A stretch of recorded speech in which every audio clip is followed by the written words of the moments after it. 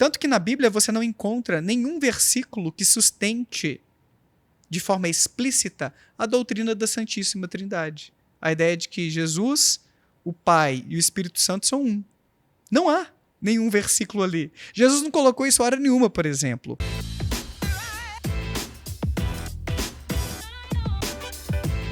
Porque o trabalho dela, como historiadora, é mais mostrar como a Bíblia é um produto humano, social. Aparentemente não há nada de mágico, sobrenatural ou inspirado por Deus nesse livro. Tanto quanto os textos do espiritismo, ou do hinduísmo, ou da literatura nórdica. Se bem que não tem literatura nórdica, né? Tem um registro ou outro, mas... Mas ela defende que a Bíblia foi escrita pelo homem e não tem nada de extraordinário ali. Exatamente. E isso incomoda polêmico. demais. Para quem é cristão e acredita... Que fundamenta tudo na Bíblia, que o cara só fala, não, tá escrito Exato, aqui. velho. Tô interpretando que é isso. Exatamente. Que é complicadíssimo. Isso machuca. Eu entrevistei no meu canal semana passada. E o pessoal fica muito chateado. E assim, não teve nenhum ataque aos cristãos, não é nada disso. Gente, é o trabalho de uma cientista, que é historiadora, que analisa evidências para a gente entender. Jesus existiu? Provavelmente sim, é a resposta dos historiadores. Agora... já teve uns aí que falam que nem Jesus existiu, que aí eu já acho... Tem esse grupo, mas ele não tem muita credibilidade na academia científica. Que falam que não há registros da arqueologia que justifique que Jesus existiu de fato.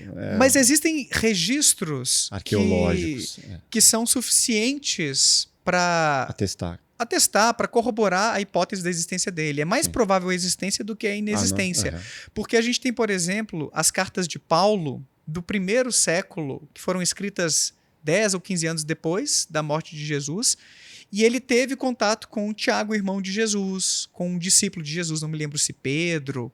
Então a gente tem registros bem confiáveis da existência de Jesus por meio dessas pessoas que entraram em contato com pessoas próximas. Aqui fica até já uma palhinha, né, desse conhecimento para quem não sabe, mas quem escreveu Mateus, Marcos, Lucas e João não foram os apóstolos, não foram as pessoas que andaram com Jesus, foram pessoas que receberam esses relatos décadas depois e acharam que era interessante registrar, formalizar aquilo ali, as crenças daquele povo, daquele conjunto de cristãos primitivos que acreditavam na ressurreição de seu mestre e que o fim dos tempos estava próximo. Então, foram atribuídos esses textos a essas figuras apostólicas porque dava mais credibilidade e tudo, mas não são textos escritos por quem conheceu Jesus. Nenhuma testemunha ocular deixou registros que chegaram até nós. A gente tem relatos de segunda mão. Tanto que uma coisa que incomoda muito é a hipótese dos historiadores que a mitologia sobre Jesus, ou seja, os contos a respeito dele, os milagres que ele fez, multiplicação de peixes, do pão, né, sei lá, curas, ele ressuscitou, etc. Isso já existia em outras mitologias e provavelmente isso foi uma herança. Foram sendo associadas à história de Jesus todos esses feitos que davam um poder, uma legitimidade, uma grandeza maior. A divindade. Uma divindade, exato. Eles foram divinizando Jesus. Tanto que a sua divinização, não sei se é o termo mais correto aqui, enfim, só se estabeleceu oficialmente na história da igreja no século IV. Até o século IV existiam muitos grupos de cristãos disputando sobre a natureza de Jesus. Alguns achavam que ele era um judeu, que não tinha nada demais, assim, outros que, poxa, ele foi enviado por Deus, outros que, tá bom, foi enviado por Deus, foi o Filho de Deus, que se divinizou no batismo aos 30 anos, com João Batista. Outro grupo achava que ele se divinizou na crucificação, outros quando ele ressuscitou, então havia toda uma divergência. Outros que diziam que ele nem era ser humano, que ele era um ser totalmente espiritual, entre eles, mas fingia ser humano, para cumprir aquilo que ele precisava cumprir na Terra. E isso só foi decidido por votação no século IV, no Concílio de Nicéia.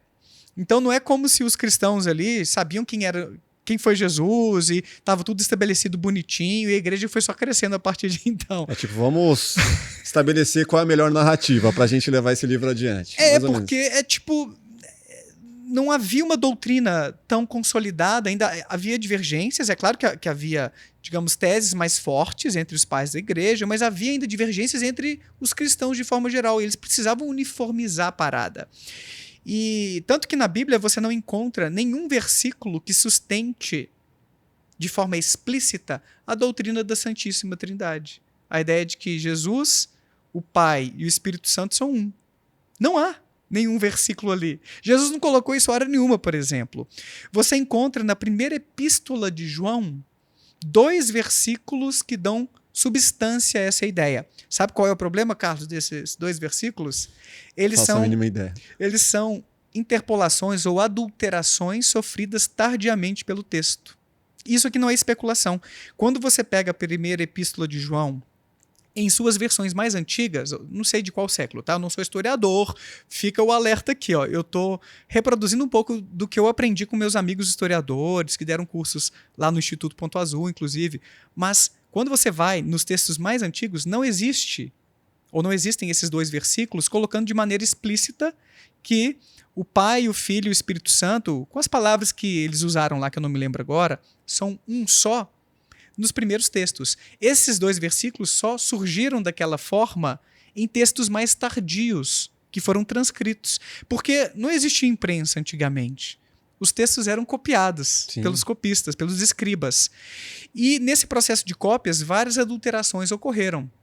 E esse processo de adulterações é rastreado pela crítica textual, que é um ramo de estudos da história para entender a evolução dos textos.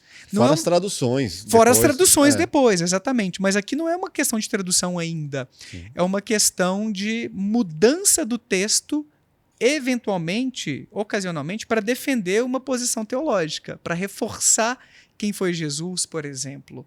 Então isso aí são descobertas dos historiadores que incomodam muita gente e que incomodam a ponto, às vezes, de aparecerem esses tipos de ameaça, porque quando você estuda cientificamente essas coisas, abre esse caminho para que o cristianismo seja entendido como uma religião como qualquer outra e como uma construção humana. Isso incomoda muita gente. Se você gostou desse corte, com certeza vai gostar do episódio completo. Vá aqui na descrição, pegue o link, saiba muito mais sobre neurociência, psicologia e vários outros assuntos relacionados à religião e às suas farsas com Daniel Gontijo. Se inscreva no canal e até o próximo Plugado Podcast. Valeu!